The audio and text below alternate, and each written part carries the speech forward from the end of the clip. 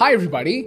Did you ever notice that in 2023, while banks all across the world were failing, not a single Indian bank failed or faced a crisis. In fact, our banks were growing at a staggering rate during the exact same time. I want to briefly speak about what's happening in Silicon Valley Bank and Signature Bank. The abrupt closures of 3 banks in a matter of days that are now sending shockwaves across sectors of the economy and raising concerns about the U.S. banking system. State Bank of India has gained 20% from its low. Indian banking system is quite resilient. Strong loan growth, higher yields and lower credit cost ensured that FY23 was the most profitable year for India's banking sector. But you know what? Indian banks were not always so robust, and you would be shocked to know that there was a time when Indian banks used to fail like a house of cards. In fact, after the 2008 crisis, along with all the scams that were happening, India was also witnessing a banking crisis. And all of this came to surface in 2018 with the Punjab National Bank crisis. करीब 11,500 करोड़ रुपए का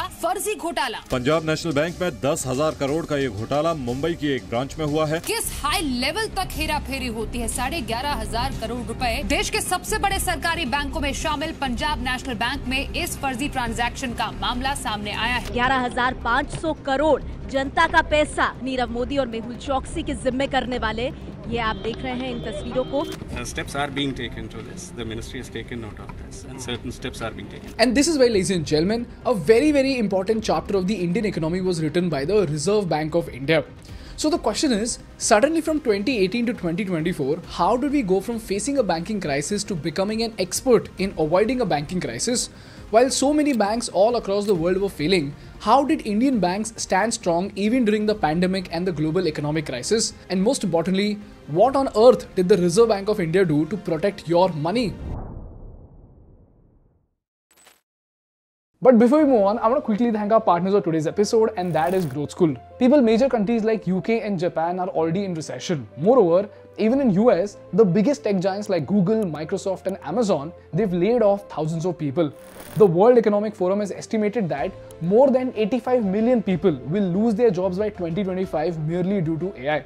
So during this time, instead of fearing AI, you must embrace AI. And if you want to learn AI, ChatGPT and 20 plus tools like Midjourney, InVideo and Claude AI, you must join Growth School's workshop. This workshop is actually a paid workshop, but for thinkschool viewers specifically, this is completely free.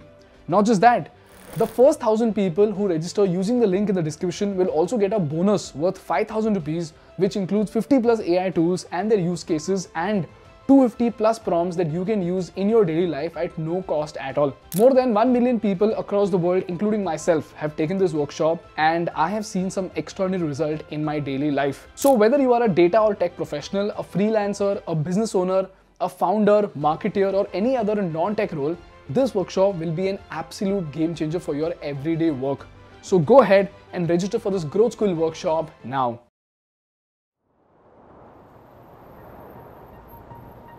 For this economic case study, we are using the reference of these amazing research papers from the Columbia University and the Center for Social and Economic Progress. Chalo, let's start from the basics. In the banking space, there is an important term called the non-performing asset. In simple words, if a bank gives out 10 crore rupees in loans and understands that 2 crore worth of loans will never be repaid, this 2 crore rupees is considered to be a non-performing asset.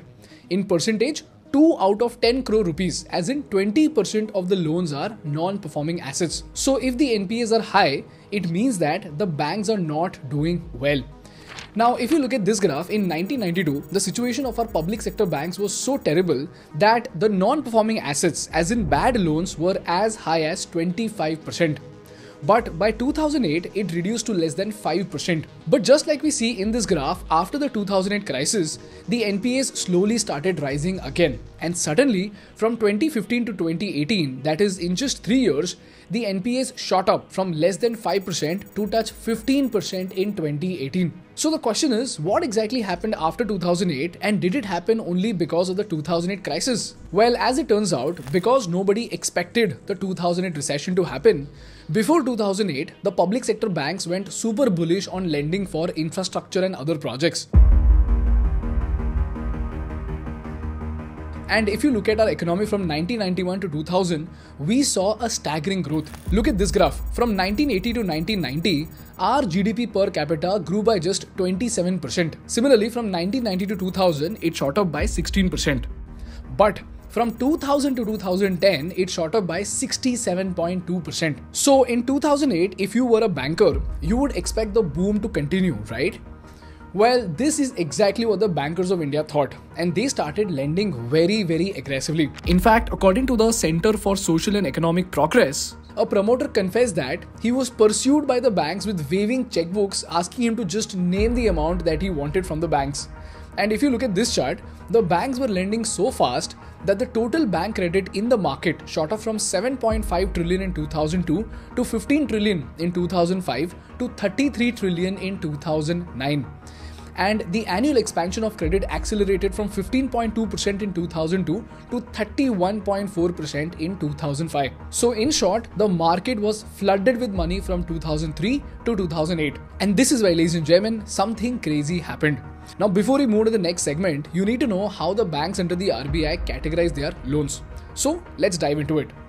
You see, the RBI instructs banks to sort their loans into standard and non-performing groups. Standard loans are essentially the safe bets where there is a very slim chance that the borrower will default. On the flip side, non-performing loans are those loans where the borrower is struggling to meet interest or principal payments. So in short, these loans are at a risk of default. Now, these non-performing loans get further broken down into subcategories, and these subcategories are substandard, where a borrower has defaulted for less than 12 months, doubtful, when the loan has not been paid back for more than a year and the recovery is expected to happen at a loss, and loss loans, where the bank expects to incur a loss for sure. If you've understood this, let's come back to what happened after 2008. In August 2008, which is just 1 month before the stock market crash of 2008, the Reserve Bank of India introduced a rule called asset quality forbearance. And as usual, this might sound like a boring banking term, but let's make it super simple for you and understand this using a story. Let's say Think Private Limited starts missing loan payments and doesn't pay the EMI for 90 days. So according to the rules, the loan is classified as a non-performing asset. Now usually the RBI says that every time someone defaults, the banks have to keep aside a certain amount of money that they cannot lend or use it for money-making purposes. In this case, for simplicity purpose, let's assume that the RBI stated that 15% of the outstanding loan amount of your NPA must be kept aside. So after a year of repayment, if thinkschool Private Limited has an outstanding loan of 8 lakh rupees and then it defaults, according to the regulation, 15% of 8 lakh rupees needs to be kept aside by the bank. So 1.2 lakh rupees needs to be kept aside in the bank reserves. And this 1.2 lakh rupees cannot be used for lending or other income generating activities. This is how RBI makes sure that the banks set aside a certain amount of money so that they do not go bankrupt themselves. And this is where the forbearance rule came in. Because of this rule, banks did not have to classify bad loans as substandard loans at all. And since they did not have to classify it as substandard loans, they did not have to keep aside this 1.2 lakh rupees in reserves. So even when people were defaulting, the banks could give out more loans to businesses. This is the reason why the loans that should have been marked as high risk were labeled as restructured. As a result, the banks kept on lending and they got into even deeper trouble. This practice of forbearance continued for 10 long years. This is how the bad loans started to become the silent killers of the Indian banking system. By the way, during this time, that is between 2008 to 2012, we also saw the scams in India which caused massive losses to the Indian economy. 2004 से 14 इतने सारे घोटाले, भारत की अर्थव्यवस्था खस्ता हाल हो गई। Total लगाया तो 12 लाख करोड़ के बाद मैंने टोटल छोड़ दिया। So the CBI today filed a new first information report in yet another scam in the Commonwealth Games saga. The CBI has filed an FIR against former Antariksh Executive Director and directors of Devas Multimedia. Coal scam के द्वारा भारत देश का भयंकर नुकसान किया। The Adarsh fallout. It's been 3 months since the scam broke. A building meant for defense personnel grabbed by politicians and bureaucrats. This is when Dr. Rajan became the governor of India, and when he reviewed the hidden NPAs of the Indian banks, he found something absolutely shocking. He saw that even though the NPAs in the public sector banks were rising, they were completely hidden in plain sight. And when the asset quality review was actually conducted, the NPAs in India started spiking from 5% in 2015 to almost 10% in 2016 to 15% in 2018. This is how our public sector banks ended up being in one of the worst states in the decade. In fact, Dr. Rajan even said that too many loans were made to well-connected promoters who have had a history of defaulting on their loans. Former RBI Governor Raghuram Rajan said a large number of bad loans can be traced to the 2006 to the 2008 period. Government has been putting the burden on the RBI. The government has been acting on its own. Banks didn't have enough power to get promoters to pay or to put the stressed assets back on track. They didn't have the right kinds of tools. Too much lending to the bad projects that need to be shut down and too little lending to viable projects that need to be supported. So you can imagine how big the problem was. So in short, if you were to analyze this situation from a macro perspective, many loans were given when economy performed well. Then when they turned into bad loans, they were hidden due to asset forbearance rule, and very soon the NPA started rising to scary levels. This is how slowly and steadily India was inching towards a banking crisis. So the burning question over here is, what did the RBI do to save India from a banking crisis? Now this is where you will see the beauty of economics and the difficulty of running a country as massive as India. In fact, you will know why is the RBI governor deserving of a 400 crore house to stay. Anyways, let's get back. To help the public sector banks get stronger financially, the Indian government and the banks together added a huge amount of money to their funds from 2015 to 2019. In total, they added a staggering 3.19 trillion rupees, which is $38 billion. And in 2018 alone, close to 2.11 trillion rupees was put into these banks. This is how the banks started to have real cash to sustain their existence. The second thing that the government did was to merge the weak public sector banks with stronger banks. This is the reason why the number of public sector banks reduced from 27 in 2017 to just 12 banks after the merger. This way, the banks could pool their resources, operate with better efficiency, and they're able to reduce their expenses. And lastly, the Indian government introduced something called the PCA framework, or Prompt Corrective Action Framework. This framework sets guidelines based on the bank's financial health indicators, and this includes capital ratio, asset quality, profitability, and leverage. So now if any bank crosses any threshold, the RBI will immediately take very strict action to prevent your bank from failing. This is how the RBI monitors every important bank in the country so that India does not face a financial crisis. And lastly, India implemented something called the Basel III framework, and this execution took 6 long years from 2013 to 2019.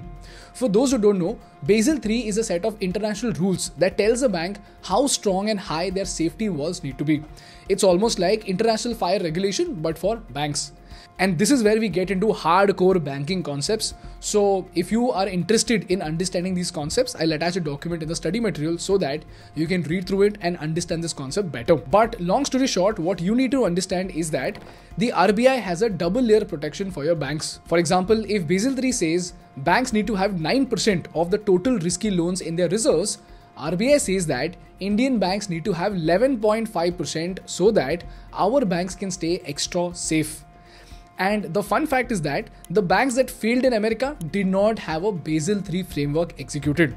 So because we took the pain of implementing it for 6 long years, in 2022, when all other banks were failing, our banks did not face a crisis. And lastly, India designed a revolutionary policy called the Indian Bankruptcy Code in 2016. The Union Cabinet has amended the Insolvency and Bankruptcy Code via the ordinance route. The Supreme Court has upheld the Insolvency Code in entirety. The government is looking to amend the IBC, the Bankruptcy Act. It came at a time when the Indian banking sector was struggling with an NPA crisis. The government dues could be low in the waterfall because whatever you give to the government, you take from the banks. And this policy alone has saved our banks lakhs of crores in losses.